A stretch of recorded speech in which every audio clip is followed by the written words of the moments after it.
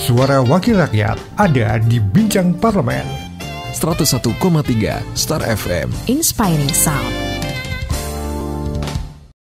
Disiarkan dari gedung DPRD Kabupaten Sleman. Selamat siang, apa kabar? Saya diantar bersama dengan Anda di siang kali ini di program Bincang Parlemen. Spesial di hari ini kita akan live dari gedung DPRD Kabupaten Sleman, dan siang kali ini kita akan ngobrol banyak tentang ini yang diharapkan juga oleh masyarakat Sleman terkait dengan pemukiman dan penataan kawasan. Dan kita akan ngobrol tentang pembahasan rancangan peraturan daerah tentang pencegahan dan peningkatan kualitas terhadap perumahan kumuh dan pemukiman kumuh di Kabupaten Sleman.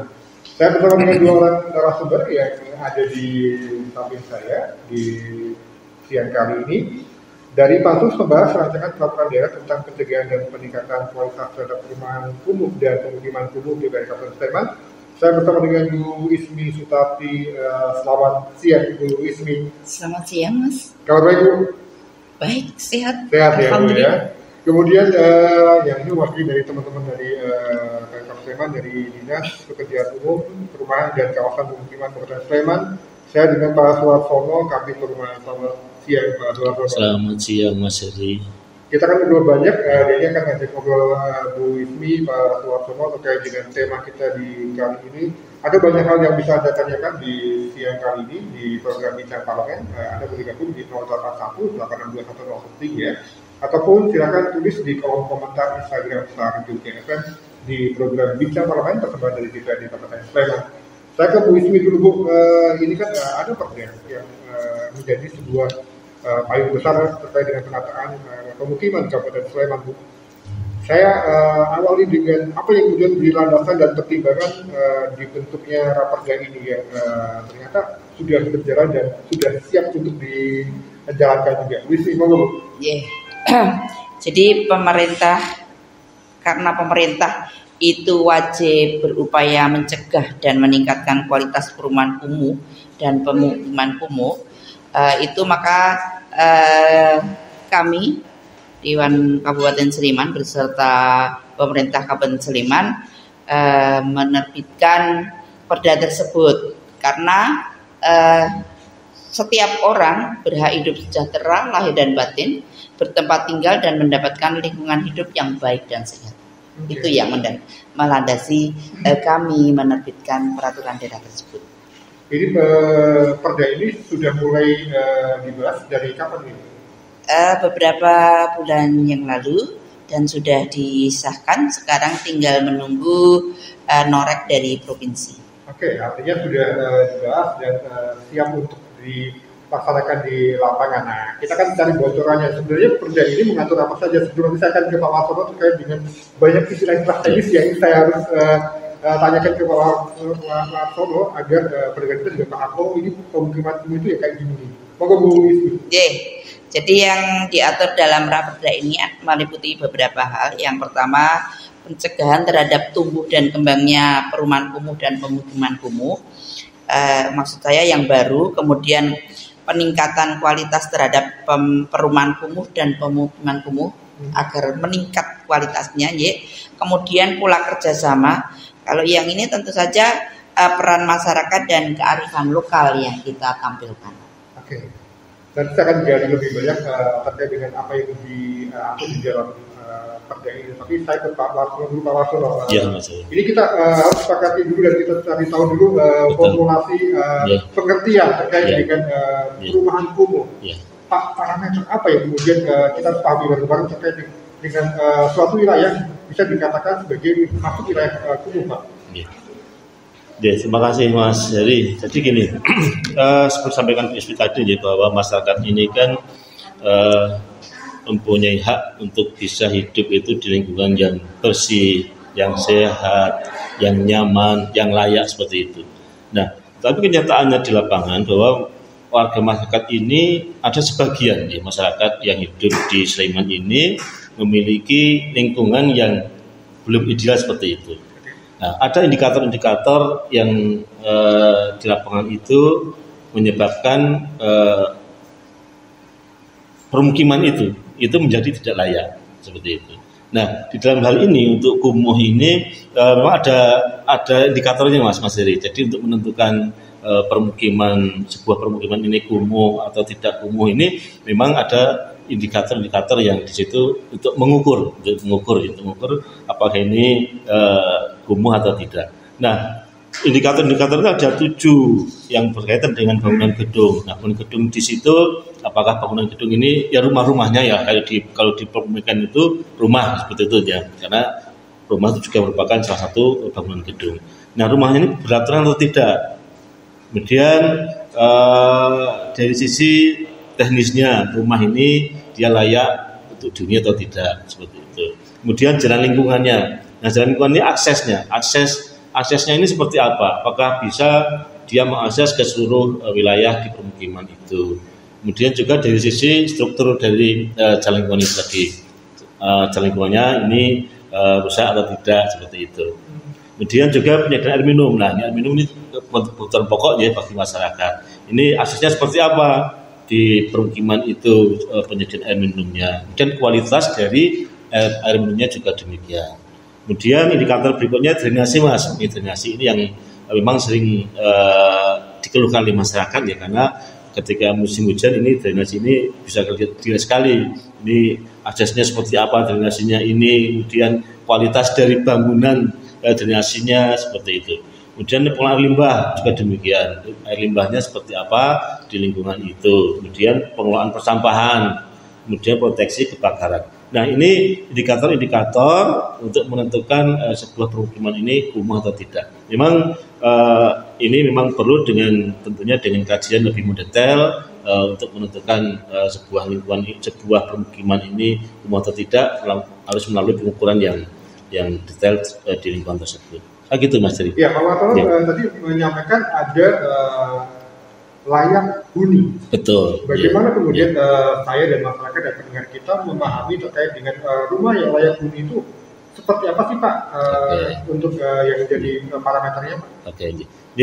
Tadi saya singgung untuk layak huni, ya, untuk sebuah rumah layak huni ini berkaitan dengan kalau tadi indikator untuk kumuhnya di bangunan gedung. Ya, salah satunya memang yaitu rumah tidak layak huni. Nah, rumah yang dikatakan tidak layak huni ini memang kita melihatnya dari sisi pertama adalah di strukturnya, Mas.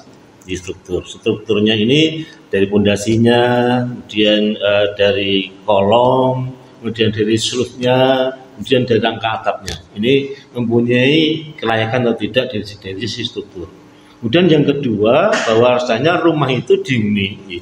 Itu setiap orang yang menghuni rumah ini memang ada standarnya, Mas. Jadi standar luasan. Jadi setiap orang yang tinggal di sebuah rumah ini memang harus memiliki standar. Itu standarnya berapa? Standarnya adalah 9 meter persegi. Artinya ketika rumah ini dihuni oleh keluarga, misalnya jumlahnya 5, ya, berarti dia minimal itu harus memiliki luasan rumah 45 meter persegi. Nah, ketika itu kurang dari itu, maka itu dikatakan juga sebagai rumah yang tidak layak huni. Dan yang ketiga adalah dari sisi dari sisi kesehatan, Mas. Kesehatan dan juga kesehatan. Artinya kesehatan ini ada 2 hal, itu berkaitan dengan sirkulasi udara dan pencahayaan. Ini dari 3 hal itu dikatakan rumah ini tidak layak atau tidak layak sebagai rumah yang dihuni oleh masyarakat. Ada juga soal ketersediaan air bersih. Betul. Ini kan menjadi hal yang sangat utama juga. Bagaimana kemudian kondisi di lapangan di Sleman, Pak? Apakah masih cukup banyak wilayah yang kesulitan untuk mendapatkan air bersih di wilayahnya sendiri, Pak? Oke. Jadi gini, Mas, jadi untuk ketersediaan air minum, memang pemerintah kabupaten ini sudah berupaya sekali untuk memenuhi kebutuhan warganya untuk mendapatkan air minum. Tapi kita tidak pungkiri bahwasanya ada daerah-daerah tertentu yang karena faktor geografisnya ini terkendala untuk mendapatkan air minum secara baik. Mungkin karena faktor geografis itu, karena di situ barangkali seperti di daerah Prambanan yang mana ya di perbukitan, sehingga untuk mendapatkan air minum ini masih kesulitan. Atau di daerah tertentu yang memang kualitas airnya ini tidak memenuhi standar. Ada meskipun bukan di perbukitan, di dataran gitu, tapi ketika kita menggali atau mendapatkan air di situ, ternyata airnya tidak memenuhi persyaratan, Mas, di situ. Begitu. Nah, terkait dengan sanitasi, ini saya juga melihat juga ada masih ada beberapa lokasi yang ada rumah yang sanitasinya juga belum layak juga. Apakah ini benar Pak masih ada juga di Sleman? Kita tidak pungkiri karena memang di Sleman ini juga masih, karena kita masih membenahi terus sanitasi yang ada di masyarakat lewat anggaran APBD kabupaten seperti itu ya. Artinya di situ memang masih ada permasalahan sanitasi yang harus kita benahi seperti itu. Ini memang kita ya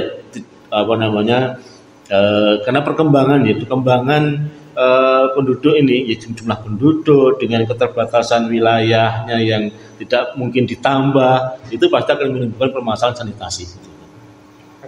Bu Ismi, kembali ke Bu Ismi. Ini menarik juga soal bagaimana kemudian Bu Ismi ataupun teman-teman DPRD Sleman ini melihat arah kebijakan penataan perumahan dan permukiman di Kabupaten Sleman yang selama ini sudah berjalan, Bu, seperti apa sih, Bu? Jadi arah kebijakannya tentu saja kami menargetkan luasan kawasan kumuh berkurang dan nantinya bisa tercapai hingga 0%. Nah, ini dari kami terjun ke masyarakat itu akan tahu seperti apa toh kondisi perumahan di masyarakat, apakah masih ada penduduk yang mempunyai rumah yang dikategorikan tidak layak huni. Nah, ternyata juga memang masih ada karena mungkin terlewatkan, tidak terdata, sehingga itu menjadi tugas kami ketika kami turun sampai ke masyarakat. Jadi ini upaya kami juga dalam membantu pemerintah untuk mewujudkan targetnya agar nanti kawasan kumuh di Kabupaten Sleman ini bisa hingga 0%. Oke. Pak Laksono, selama ini arah kebijakan penataan pemukiman di kawasan Sleman ini seperti apa yang sudah dilakukan dan bagaimana pula upaya untuk mewujudkan pengurangan wilayah-wilayah kumuh ini, Pak? Kalau secara umum penataan permukiman di Kabupaten Sleman tentunya kami mendasarkan kepada kesesuaian tata ruang dan itu ada turunannya adalah DTR, rancang detail tata ruangnya. Karena di situ memang ada peruntukan ini untuk permukiman, ini untuk non permukiman dan sebagainya.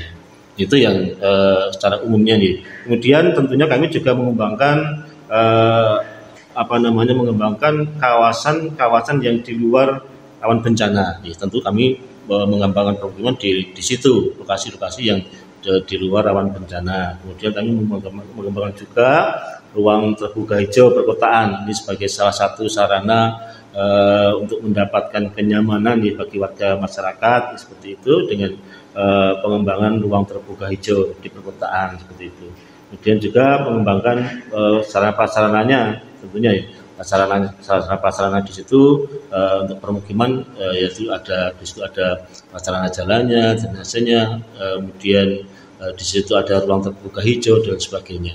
Nah, kemudian dengan berkaitan dengan penataan untuk kawasan kumuh, untuk kawasan kumuh ini kami tentu kami sudah melakukan sejak 2015 sebenarnya Mas. 2015 kami sudah melakukan untuk penataan beberapa titik di kawasan kumuh karena berdasarkan SK Bupati itu tahun 2016, sebenarnya 2014 kami sudah melakukan SK Bupati, kami revisi di tahun 2016 itu kami memiliki 162,39 hektar luasan kawasan kumuh di Kabupaten Sleman.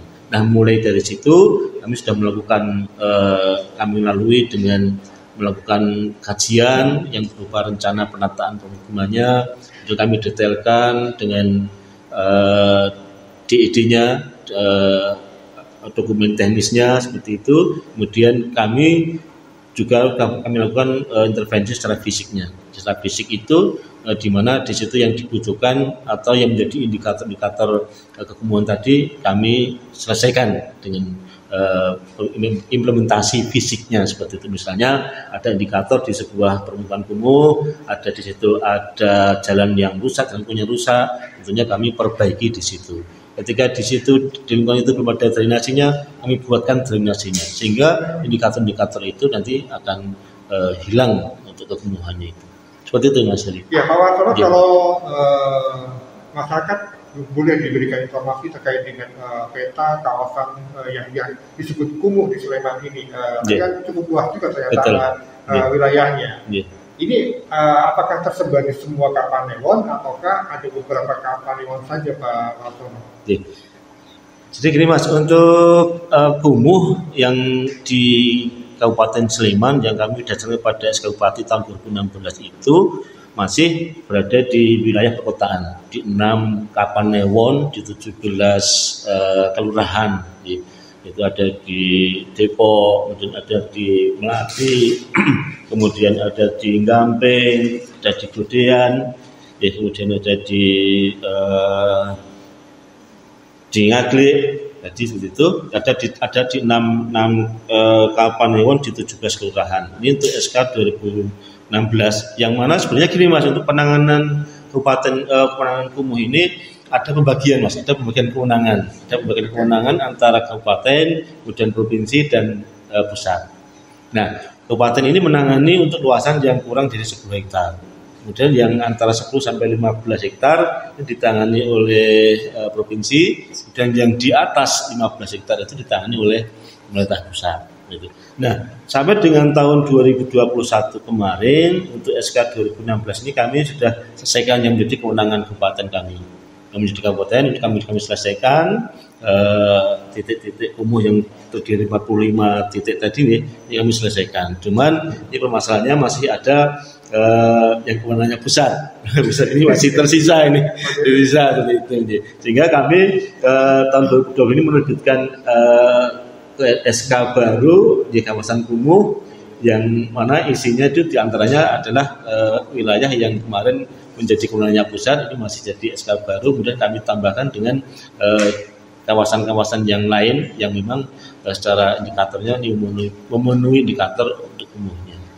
Ya, Pak Wartono, kalau kita membayangkan masyarakat tahunya kalau wilayah kumuh itu ada di bantaran sungai. Betul sekali. Kalau di gang yang sempit, kalau di Sleman ini kondisi real yang kemudian mungkin bisa disampaikan kepada pendengar kita. Seperti apa Pak? Apakah memang wilayah yang di Sleman ini memang betul di pinggiran sungai atau seperti apa Pak? Betul. Ya. Jadi gini Mas, untuk 7 indikator tadi, 7 indikator ini kebanyakan ini munculnya adanya ini memang di wilayah perkotaan. Tetapi sekarang ini sudah bergeser Mas. Tidak hanya di perkotaan, tapi di pedesaan pun ini sudah mulai ada indikator itu muncul di pedesaan juga. Ya, seperti itu. Ya, artinya tidak ternyata terbatas kepada di perkotaan saja, tidak. Tapi sekarang sudah bergeser ke pedesaan yang mana. Tapi gini, pedesaan itu bisa satu kedudukan itu ya, satu kedudukan itu ternyata ada 1-2 RT. Ini yang ternyata indikator kumuhnya ini muncul di situ. Sehingga skornya ini juga masuk dalam kategori kumuh juga seperti itu. Makanya di Raperda ini nanti akan muncul juga yaitu permukiman kumuh perkotaan, permukiman kumuh pedesaan dan juga rawan kumuh sebagai upaya kami untuk melakukan pencegahan tadi. Ya, Bu Wismi pasti dong sering ke lapangan untuk melihat wilayah yang kemudian ada di lapangan. Bagaimana Bu Wismi melihat wilayah-wilayah yang tadi disampaikan Pak Wartono tadi yang masuk ke daerah kumuh? Betul Bu? Ada cukup banyak juga Bu? Ya, seperti yang disampaikan Pak Wartono tadi. Cuman kalau saya lebih menyoroti ke ini, rawan kumuh itu akan terjadi ketika di pemukiman padat. Betul sekali, betul ya. Itu unsur-unsur untuk tidak menjadi kumuh, ya, kategori itu sepertinya hilang ketika ada di padat penduduk. Misalnya untuk ruang terbuka hijau, kemudian di halamannya apakah ada tanaman-tanaman yang bisa untuk ditanami yang berguna bagi penghuninya atau tidak. Itu kalau di padat penduduk sepertinya sudah sulit untuk menanam tanaman-tanaman di situ, sehingga tampak kumuh dan memang itu harus ditata. Oke. Dan pendengar serta Anda yang menyaksikan kami di YouTube nanti ada di program Bincang Parlemen yang kami siarkan langsung dari gedung DPRD Kabupaten Sleman. Ada bersama dengan Bu Ismi dari DPRD Kabupaten Sleman dan juga Pak Laksono dari Dinas Pekerjaan Umum, Perumahan dan Kawasan Pemukiman Kabupaten Sleman. Kita ngomong banyak soal rancangan peraturan daerah tentang pencegahan dan peningkatan kualitas terhadap perumahan kumuh dan pemukiman kumuh yang sudah dibahas. Pak Laksono, Perda ini kan menjadi sebuah payung besar untuk bagaimana kemudian penanganan masalah-masalah kebutuhan di kawasan Sleman. Betul. Kemarin ketika pembahasan apa saja yang kemudian disampaikan kepada teman-teman DPRD ini, Pak? Dari pembahasan kemarin ini ya memang banyak seperti disampaikan Bu Ismi tadi, menyampaikan real di lapangan, permasalahan di lapangan ini muncul ketika pembahasan itu. Seperti disampaikan tadi Bu Ismi menyampaikan banyak rumah tidak layak huni yang masih ada. Ini karena Bu Ismi memang sangat aktif, Pak, memberikan masukan kepada kami untuk berkaitan dengan keberadaan rumah tidak layak huni ini. Ini memang jadi salah satu juga yang harus garis solusi untuk menangani kekumuhan ini, yang salah satunya adalah di sektor RTH ini. Ya, seperti itu, Mas. Baik, Bu Ismi, waktunya kita akan break dulu. Yang pasti kita masih di program Bincang Parlemen, kita siarkan langsung dari gedung DPRD Kabupaten Sleman. Kami akan kembali. 101,3 Star FM, Inspiring Sound. Terima kasih. Di program Bincang Parlemen disiarkan langsung dari gedung DPRD Kabupaten Sleman. Saya bersama dengan Bu Ismi dari DPRD Kabupaten Sleman, dan juga yang terjun langsung ke lapangan ada Kabid Perumahan dari Dinas Pekerjaan Umum, Perumahan dan Kawasan Pemukiman Kabupaten Sleman, Pak Laksono. Tadi kita sudah ngobrol banyak, dan terima kasih untuk Anda yang sudah bergabung di siang kali ini, yang sudah bergabung di Instagram Stadium JFM. Terima kasih. Nanti akan tanyakan kedua narasumber kita jawabannya. Saya akan ke Bu Ismi tadi. Bu Ismi tadi kita ngomongin tentang rumah tidak layak huni. Artinya ada banyak hal yang kemudian menjadi salah satu sorotan juga dari Bu Ismi terkait dengan adanya jamban. Sanitasi ini menjadi sangat penting. Bagaimana kemudian Ibu melihat hal ini, Bu? Jadi begini, Mas. Kategori rumah tidak layak huni itu tidak hanya bangunannya yang tidak layak dihuni, tapi bangunan yang sudah bagus pun ketika tidak mempunyai jamban itu termasuk tidak layak huni. Karena di dalam perda yang lain, perda tentang pengelolaan air limbah domestik, itu diatur salah satunya adalah bahwa warga masyarakat dilarang BAB sembarangan. Ya, itu artinya setiap rumah juga harus mempunyai jamban. Oleh karenanya pemerintah Kabupaten Sleman semestinya tidak hanya bisa membuat peraturan, tapi bagaimana bisa memberi solusi terhadap masyarakat yang sekiranya masuk kategori kurang mampu. Biasanya masyarakat itu yang masuk kategori tidak mampu asal sudah mempunyai hunian, bisa untuk istilahnya ngiyup tidur di dalamnya, kemudian juga ada sarana untuk masak-memasak, bahkan kadang-kala tidur dan ruang makan itu menjadi satu, tidak seperti rumah-rumah yang mempunyai bagian-bagian tertentu. Lah, ini untuk jamban kadangkala masuk pemikiran belakangan karena masih ada aliran sungai dan yang lainnya. Sedangkan di Perda Pengelolaan Air Limbah Domestik itu dilarang. Oleh karenanya kami ketika pembahasan dengan Dinas Pekerjaan Umum Kabupaten Sleman juga ini kami masukkan untuk bisa masuk kategori rumah tidak layak huni. Kemudian kami juga sudah melakukan pembahasan dengan Dinas Lingkungan Hidup, di mana Dinas Lingkungan Hiduplah yang mengampu untuk bantuan rumah tidak layak huni di masyarakat yang masuk kategori kurang mampu, sehingga ini nanti yang terjadi adalah rumah tidak layak huni masuk di dalam Dinas PU, kemudian pembangunannya dan bantuannya untuk membangun jamban ini ada di LH, Dinas Lingkungan Hidup. Kiranya demikian. Ini kita sepertinya baru mencari formula yang paling pas. Oke. Artinya untuk penanganan masalah ini tidak bisa satu pihak saja. Saya sebut Pak Warsono tidak bisa bekerja sendiri, ada OPD yang lain yang kemudian harus digandeng. Pak Warsono, dalam perda ini nantinya ketika perda ini dijalankan, siapa saja yang kemudian akan terlibat untuk penanganan kasus, bukan kasus, permasalahan perumahan kumuh di Kabupaten Sleman ini. Pak Warsono pasti iya, tapi yang lain siapa lagi, Pak? Ya, jadi gini Mas Ali, gue sampaikan Bu Ismi tadi berkaitan dengan jamban ya. Jamban ini memang di peraturan Menteri PU yang baru, bahwasanya kriteria rumah tidak layak huni ini selain tadi disampaikan berkaitan dengan rumah, kondisi rumahnya, itu ada dua hal lagi, yaitu akses sanitasi, dan yang kedua adalah akses air minum, air bersih begitu.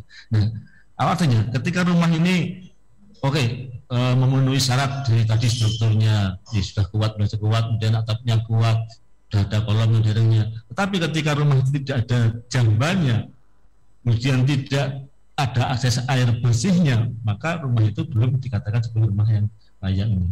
Nah, dalam hal ini penanganannya memang untuk penanganan nanti berkaitan dengan raperda kumuh ini, ya tentunya kami tidak bisa mengerjakan sendiri karena memang tupoksi kami tidak sampai kepada permasalahan yang tadi sebagai jamban tadi ini bukan tupoksi kami. Artinya tupoksi yang berkaitan dengan jamban ini tentunya tupoksi oleh dinas yang lain di DLH. Nah, seperti itu Mas. Warsono, ini kan sudah cukup lama juga untuk menangani persoalan ini. Pak, tantangan ataupun kendala yang kemudian dihadapi di lapangan seperti apa? Apakah dana untuk perbaikan ataupun menjalankan program ini sudah cukup juga, Pak? Jadi gini Mas, secara umum ini untuk penanganan kumuh Kabupaten Sleman sampai dengan tahun ini bisa berjalan dengan baik. Gitu. Ini memang tidak lepas dari peran serta masyarakat, karena masyarakat ini ketika kami menyusun sebuah rencana penataan pemukiman ini, kami bisa libatkan Mas. Artinya masyarakat ini kami ajak untuk berpikir lingkungannya ini. Kami pancing Mas. Apa yang ada di lapangan, apa permasalahan yang ada di lingkungan penjaringan, ini kami ajak untuk berpikir, mengidentifikasi permasalahan, kemudian juga merencanakan seperti itu. Nah, ketika kami sudah menemukan permasalahan itu dengan indikator tadi, nah kami melakukan program. Nah, artinya apa? Sampaikan bahwa tadi untuk kendala ini memang ada, tapi secara garis besar bisa berjalan karena peran serta masyarakat ini juga cukup tinggi. Nah, kendala-kendala di lapangan ini memang kami temui. Salah satunya berkaitan dengan salah satu ini yang kami pernah muncul di lapangan itu adalah soal kewenangan Mas. Nah, sebuah permukiman di situ perlu ada pentalutan sungai, tapi ternyata ini bukan kewenangan kami, kewenangannya paling besar. Kami tidak bisa menang langsung, kami harus komunikasi dengan paling besar. Gitu. Kemudian permasalahan juga berkaitan dengan pendanaan ya. Tadi penjaringan pendanaan ya, kalau dirasa kalau kurang pasti kurang. Karena kami sementara ini ketika melakukan perencanaan dengan angka misalnya mencapai dalam satu kawasan itu 3, sekian M itu kami baru bisa merealisasikan sepertiganya. Kami masih banyak PR sebetulnya yang kami butuhkan untuk penganggaran ini. Dan selain itu sebenarnya kami juga tidak lepas juga dari ini Mas, selain pendanaan dari APBD, kami juga mendapatkan pendanaan ini untuk penanganan kumuh ini dari Kotaku, dari Kementerian PU. Ya, sampai dengan tahun 2021 ini untuk yang dari Kotaku ini kami sudah mendapatkan kucurannya itu sampai hampir 20 M. Kemudian kalau APBD sendiri ini sudah sekitar 75 M yang kami untuk menangani kumuh ini. Ya Bu Ismi, soal anggaran kan menjadi salah satu juga yang kemudian didorong dan didukung oleh teman-teman Dewan. Bagaimana kemudian teman-teman Dewan memberikan dorongan dan juga kemudian untuk penganggaran juga Bu? Saya kira dari setiap tahunnya kami tingkatkan anggaran untuk itu, karena kami juga ingin sekali segera terwujud Sleman bebas kumuh. Kemudian juga misalnya untuk bantuan pembangunan jamban itu juga dari tahun ke tahun meningkat, Mas. Ya, karena apa yang harus dipenuhi dalam sebuah jamban tersebut juga masukan dari masyarakat itu terus meningkat kebutuhannya, sehingga sekarang pun sepertinya dengan anggaran yang ada ini sudah mencukupi untuk sebuah satu jamban, atau bahkan kalau di lingkungan tertentu bisa dimungkinkan itu didirikan IPAL komunal, itu kita mendapatkan bantuan dari pemerintah pusat. Ya, dari tadi kita ngomongin tentang masyarakat yang ditata, lingkungannya ditata, tetapi mereka kan juga harus dilibatkan juga untuk menata lingkungannya juga. Bu Ismi, bagaimana kemudian DPRD itu melihat keterlibatan masyarakat itu harusnya seperti ini loh. Nah, dorongan yang diberikan kepada masyarakat seperti apa Bu? Monggo Bu. Jadi begini Mas, ketika masyarakat tertentu masuk kategori kurang mampu mau dibenahi rumahnya dari tidak layak huni akan dibantu, itu kan pasti ditanyakan bagaimana status rumah, apakah itu dalam sengketa atau tidak, kemudian kepemilikannya seperti apa, kemudian selain itu juga anggaran untuk swadaya masyarakat seperti apa, swadaya dari yang bersangkutan. Nah, itu kadang-kala masyarakat mengartikan bahwa swadaya itu adalah anggaran yang dikeluarkan dari anggaran pribadi, sedangkan dia untuk makan saja sulit. Ya. Kadang-kala mau dibantu itu juga, aduh, kami tidak punya swadayanya. Padahal yang namanya swadaya itu adalah peran aktif masyarakat setempat untuk bagaimana gotong royong membantu masyarakat dalam kategori kurang mampu yang ada di sana untuk bisa dibantu dari pemerintah melalui anggaran rumah tidak layak huni tadi. Nah, saya kadang-kala juga terjun langsung seperti itu, mendapatkan permasalahan yang seperti itu, ya bagaimana kami bisa mengerahkan anak buah kami untuk bisa membantunya. Oke. Pak Warsono, keterlibatan masyarakat ini kan apa yang harus dilakukan oleh teman-teman di lapangan kan oleh teman-teman Pak Warsono juga harus didukung oleh masyarakat. Bagaimana kemudian Pak Warsono dan teman-teman di lapangan itu memberikan dorongan kepada masyarakat seperti apa untuk mereka juga terlibat? Ini bukan hanya tanggung jawabnya Pemkab saja, tetapi ini masyarakat juga harus terlibat. Ya, betul sekali Mas. Jadi tadi di depan tadi sudah saya menyampaikan, ketika kami melakukan perencanaan penanganan kumuh di sebuah lingkungan, di sebuah pemukiman kumuh ini, kami dari mulai perencanaan ini kami sudah melibatkan masyarakat, Mas. Ya, jadi tadi sudah saya sampaikan tadi dibentuk kelompok swadaya masyarakat. Ini nanti kami ajak bersama-sama, Mas. Tadi melakukan identifikasi permasalahan, kemudian nanti ikut dalam perencanaannya, dan tentunya memberikan solusinya ketika ada permasalahan untuk penanganan itu. Misalnya ada tanah ya yang harus digunakan untuk kepentingan jalan lingkungan. Nah, ini masyarakat melibatkan bagaimana nanti mereka berembuk dengan lingkungannya ini untuk bisa jalan yang direncanakan ini bisa terwujud seperti itu. Oke, saya ke interaksi. Terima kasih yang sudah bergabung di Bincang Parlemen di siang kali ini. Saya ke Instagram @riandaputra81. Mohon maaf, wilayah yang dianggap kumuh itu kebanyakan dihuni warga asli Sleman ataukah malah pendatang ya Pak? Nah, apakah ada cara cepat untuk menata wilayah kumuh di Sleman? Nah, cara cepat Pak, yang tanya cara cepat. Masyarakat kadang-kadang punya instan juga nih Pak. Iya, betul.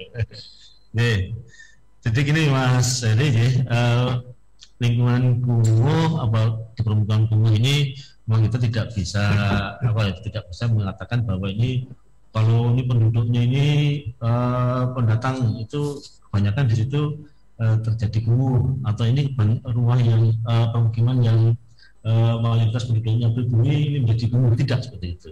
Artinya memang tidak ada korelasinya ya, artinya ketika ini penduduknya ini asli atau ini pendatang ini menjadi penyebab sebuah kekumuhan, seperti itu tidak, karena memang indikatornya adalah tujuh tadi ya.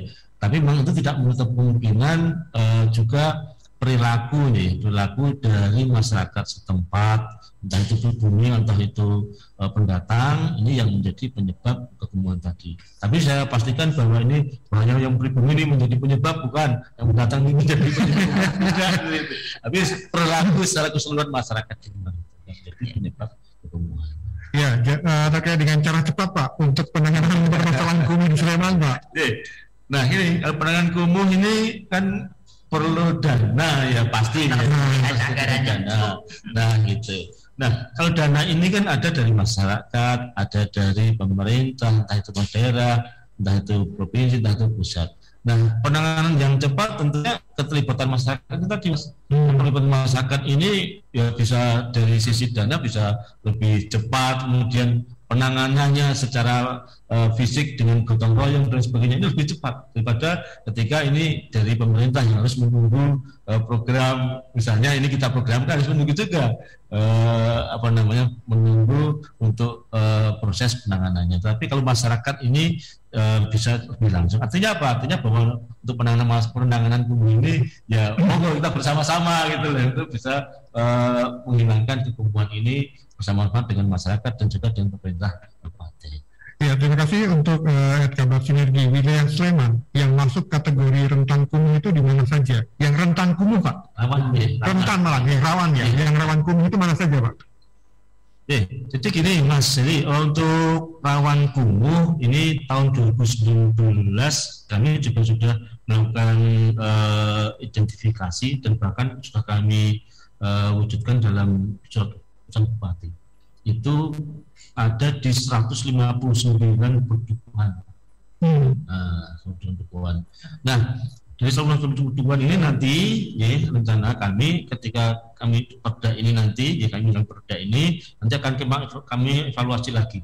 Karena ini sudah sejak tahun 2019 kami evaluasi lagi apakah ini masih tetap menjadi perdukuhan yang rawan kumuh atau sudah meningkat.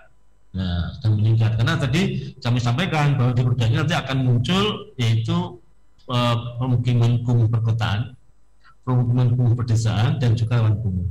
Nah, pedesaan ini memang sementara ini yang pedesaan ini adalah saya ulangi, untuk yang rawan kumuh ini yang 159 perdukuhan ini memang ada di pedesaan. Nah, tidak menutup kemungkinan nanti ketika kami evaluasi kembali ini akan menjadi salah satu yaitu kabupaten pemukiman yang di pedesaan tadi. Saya penasaran dengan pedesaan tetapi rawan kumuh. Ini apa yang menjadi penyebabnya Pak? Kalau desa kan luasan wilayahnya kan lebih mudah juga Pak. Betul. Kalau di perkotaan kan ya seperti itulah. Tapi kalau di pedesaan seperti apa ya kemudian menjadikan satu wilayah ini rawan kumuh atau bahkan sudah menjadi kumuh Pak? Jadi gini Mas, kembali lagi kepada indikator kumuh. Artinya kumuh tadi ada 7 indikator. Kalau dengan faktor menteri itu kalau dikatakan kumuh ringan itu ketika skornya atau nilainya itu antara 19 sampai 37. Artinya ketika nilai 19 itu sudah dikatakan sebagai kumuh. Nah, untuk yang rawan ini di bawahnya nih Mas, di bawah angka 19 ini antara 19 itu sudah rawan atau sudah mendekati ke angka kumuhnya tadi. Nah, pertanyaannya kenapa di pedesaan ini kok ada muncul kumuh? Nah, tadi sudah mengatakan di depan tadi bahwa di pedesaan ini pun ini sudah muncul kawasan-kawasan yang padat meskipun di pedesaan. Nah, ini ketika padat inilah akan muncul tadi indikator kumuhan tadi. Ketika ditemukan satu wilayah yang mendekati potensi menjadi kumuh, apa yang kemudian dilakukan oleh teman-teman dari Pemkab Sleman Pak? Untuk pencegahan ini tentunya kami di situ ada peran masyarakat juga, ada peran serta masyarakat. Artinya apa? Ketika di situ sudah ada indikator, ada lampu kuning sudah mendekati ke kumuh, ini kami mengajak pada masyarakat ada peran serta masyarakat. Masyarakat apa? Peran masyarakat tentunya dengan menangani lingkungannya supaya tidak terjadi kumuh. Dan juga di dalam perda ini kami sudah dalam salah satu dipasang di perda ini bahwa pencegahan kumuhnya itu juga nanti ada menyediakan PSI-nya. Oke. Satu lagi pertanyaan, interaksi Pak, sebelum saya kembali ke Bu Ismi. Ini apakah kawasan pemukiman kumuh ini bisa terkurangi dari tahun ke tahun? Kemudian pertanyaan berikutnya adalah apakah masyarakat bisa mengusulkan ini bedah rumah Pak? Bedah rumah kayaknya menarik juga. Monggo Pak, silakan Pak. Untuk penanganan kumuh ini saya sampaikan tadi di depan bahwa kami sudah menangani sejak tahun 2015 itu untuk penyusunan rencana penataan kumuhnya, kemudian untuk fisiknya di tahun 2017 kami selesaikan, kami sudah mulai untuk penanganan fisiknya, kemudian sampai dengan tahun 2021 kemarin ini kami sudah menangani itu,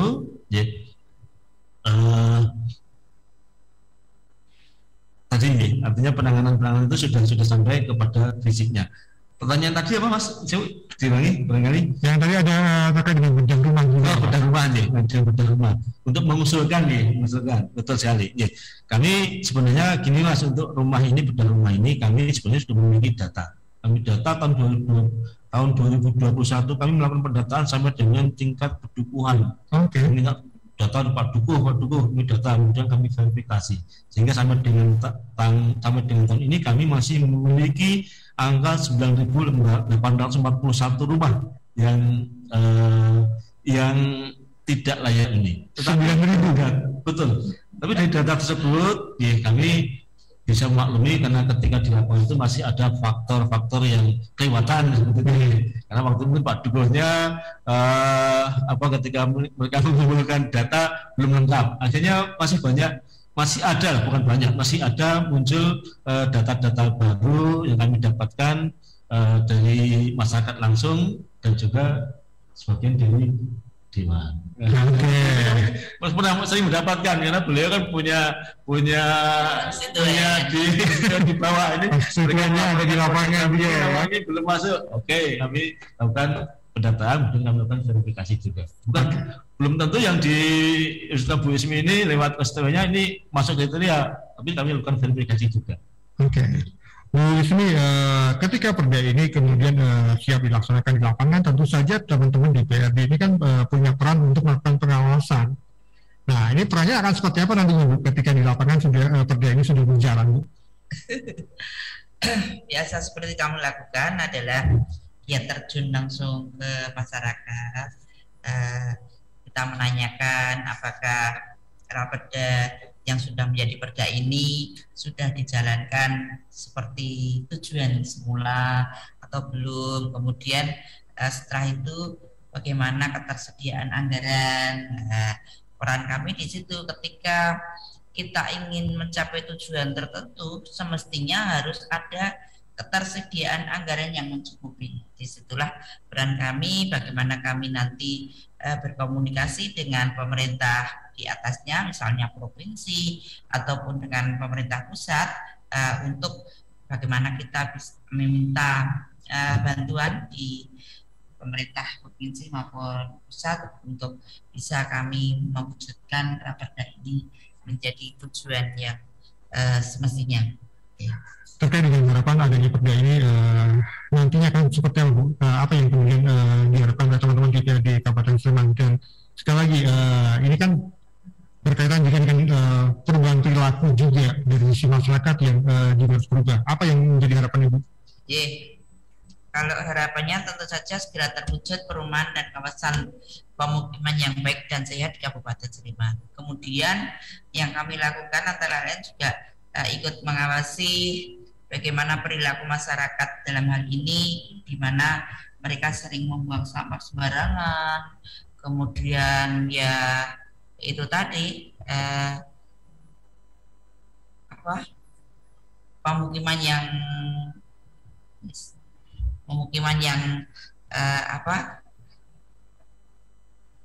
maksudnya nih desel-deselan itu loh. Ada keluarga baru, kemudian belum mempunyai rumah, yang mana itu harus segera didirikan rumah samplean, itu loh.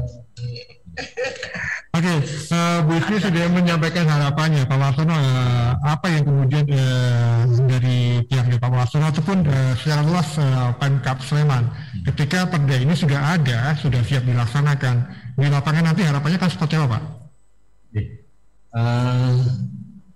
Untuk menuntaskan perumahan ini, Mas, artinya selain kita menangani yang sudah kumuh, tentunya kita melakukan pencegahan juga terhadap yang belum kumuh. Kenapa? Karena kalau nanti kita tidak melakukan pencegahan, bisa jadi yang kumuh akan menjadi muncul kumuh, akan muncul kumuh baru. Artinya apa? Artinya ketika ini nanti tentunya dengan perda ini kami akan segera mengidentifikasi kembali sesuai dengan amanah perda ini. Nanti akan ada kawasan kumuh perkotaan, kawasan kumuh pedesaan, dan yang rawan kumuh ini. Nanti kami identifikasi berdasarkan indikator tadi, dan tentunya kami melakukan perencanaan berkaitan dengan penanganannya. Sehingga dari perda ini tentunya kita sangat berharap masyarakat Kabupaten Sleman ini akan memiliki permukiman yang layak, yang sehat, yang nyaman seperti itu. Sehingga ini akan berefek sangat luas Mas ini, terkait dengan kesejahteraan masyarakat. Kenapa? Ketika masyarakat ini tinggal di kawasan permukiman yang layak, yang sehat, mereka akan hidupnya sehat, akan sehat, pemikirannya seperti itu akan berperan serta dalam kesejahteraan masyarakat. Ya, Bu Ismi menjadi gong di obrolan kita siang kali ini, pesan kepada masyarakat untuk menjaga kualitas lingkungan di sekitarnya. Monggo Bu, silakan Bu. Ya, tentu saja masyarakat taatlah pada aturan. Yang pertama itu tadi, jangan membuang sampah sembarangan. Mosok buang sampah sambil berangkat bekerja terus kemudian dilemparkan di sungai yang sudah alirannya sudah bagus bersih menjadi kotor. Sehingga monggo kita sama-sama kami sebagai wakil masyarakat dan masyarakat sendiri menjaga lingkungan kita agar tetap bersih, sehat, dan tentu saja nyaman.